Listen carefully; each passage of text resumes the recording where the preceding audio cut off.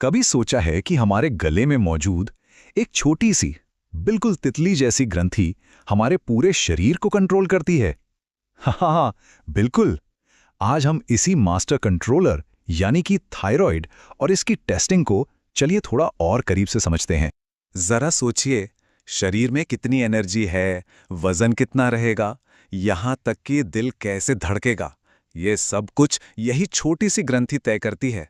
दिखने में भले ही छोटी हो, पर इसका काम बहुत बड़ा है। देखिए, इस पूरी कहानी के तीन मेन हीरो हैं, T3 और T4। ये वो हार्मोन्स हैं जो असल में शरीर में सारा काम करते हैं। और TSH, समझिए ये बॉस है। ये दिमाग की पिट्यूटरी ग्रंथि से आता है और T3 T4 को बताता है कि भाई कब काम करना है और कितना करना है। तो चलिए अब जरा ये समझते हैं कि ये पूरा सिस्टम काम कैसे करता है। ये हमारे शरीर के अपने एक सुपर स्मार्ट कंप्यूटर जैसा है जो सब कुछ अपने आप मैनेज करता है। इसे समझने का सबसे आसान तरीका है घर के एसी का थर्मोस्टैट। जैसे ही कमरे में गर्मी बढ़ती है, एसी ऑन हो जाता है। ठीक वैसे ही जब शरीर को ज्यादा एनर्जी चाहिए होती है तो TSH का सिग्नल बढ़ जाता है और थायराइड को ज्यादा T3 T4 बनाने का ऑर्डर मिल जाता है। और जब एनर्जी काफी होती है तो TSH का सिग्नल अपने आप कम हो जाता है ना कमाल का तालमेल। तो सवाल ये उठता है कि किसी को पता कैसे चलेगा कि थायराइड की जांच करानी चाहिए। अच्छी बात यह है कि हमारा शरीर अक्सर खुद ही कुछ ना कुछ इशारे देने लगता है, हमें बस उन्हें सुनना है। अब यहाँ पर जो बात सबसे दिलचस्प है वो ये है कि एक ही ग्रंथि कैसे दो बिल्कुल उल्टे हालात पैदा कर सकती है। एक तरफ है हाइपोथायरॉयडिज्म, मतलब अंडर एक्टिव थायराइड। इसमें सब कुछ धीमा पड़ जाता है, वजन बढ़ना, हर वक्त थकान, ठंड लगना।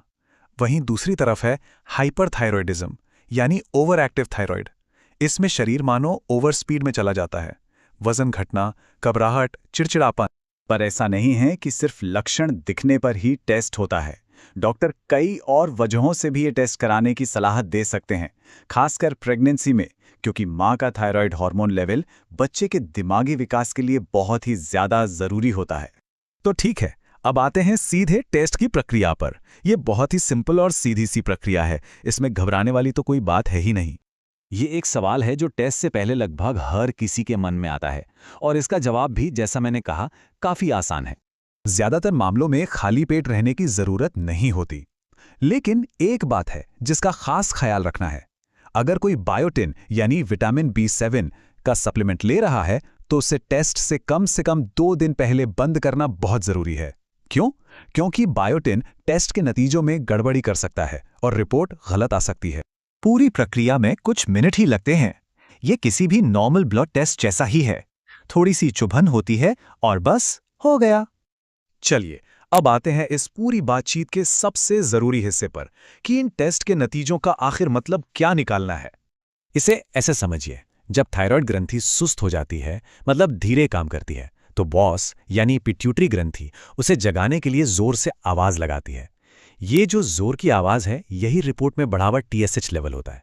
तो TSH ऊपर जाता है लेकिन T3 और T4 का लेवल नीचे ही रहता है। और इसका ठीक उल्टा होता है हाइपरथायरॉयडिज्म में। जब थायराइड जरूरत से ज्यादा तेज काम करने लगता है तो बॉस उसे शांत करने के लिए बिल्कुल धीरे से फुसफुसाकर बोलता है। मतलब TSH का सिग्नल बहुत कम हो जाता है। तो रिपोर्ट में TSH कम दिखेगा लेकिन T3 और T4 का लेवल ज्यादा होगा।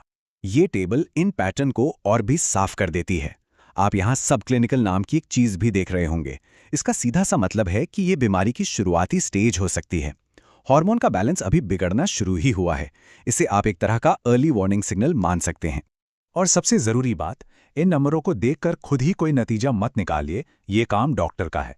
सिर्फ वही आपकी पूरी मेडिकल हिस्ट्री और बाकी चीजों को देखकर सही सलाह दे सकते हैं। तो कभी भी खुद से दवा शुरू या बंद मत कीजिए।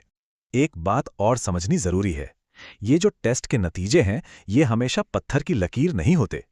कई दूसरी चीजें भी इन पर असर डाल सकती हैं। जैसे कि अगर कोई बहुत ज्यादा तनाव में है तो उसके हार्मोन लेवल्स कुछ समय के लिए बदल सकते हैं। इसी तरह प्रेगनेंसी, कोई दूसरी गंभीर बीमारी या फिर कुछ खास तरह की दवाएं, ये सब रिपोर्ट को प्रभावित कर सकती हैं। इसीलिए डॉक्टर इन सभी बातों को ध्यान में रखकर ही किसी नतीजे पर पहुंचते हैं। तो चलिए अब आखिरी और सबसे काम की बात पर आते हैं। आगे क्या करना है और अपने थायराइड को हेल्दी रखने के लिए हम अपनी तरफ से क्या कदम उठा सकते हैं।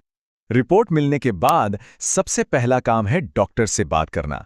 हो सकता है वो आपको कुछ और टेस्ट कराने को कहें, जैसे कि थायराइड एंटीबॉडीज टेस्ट। इससे ये पता चलता है कि कहीं समस्या ऑटो इम्यून तो नहीं, जैसे कि हाशिमोटोज या ग्रेव्स डिजीज। देखिए, दवाएं तो अपना काम करती ही हैं, पर हमारी लाइफस्टाइल भी बहुत मायने रखती है। अपने खाने में आयोडीन वाली चीजें शामिल करें, जैसे आयोडीन वाला नमक। रोज थोड़ा व्यायाम करें, अच्छी नींद लें और तनाव को मैनेज करें। ये छोटी छोटी आदतें थायराइड के साथ साथ पूरी सेहत के लिए फायदेमंद हैं। तो अंत में बस एक सवाल, आज अपनी सेहत के लिए वो एक छोटा सा लेकिन जरूरी कदम क्या उठाया जा सकता है? शायद अपने शरीर के संकेतों को थोड़ा और ध्यान से सुनना, या फिर किसी चीज के बारे में सही जानकारी हासिल करना। याद रखिए, आपकी सेहत आपकी जिम्मेदारी है। जागरूक रहिए, स्वस्थ रहिए। Subscribe to Moho Health and click the like button.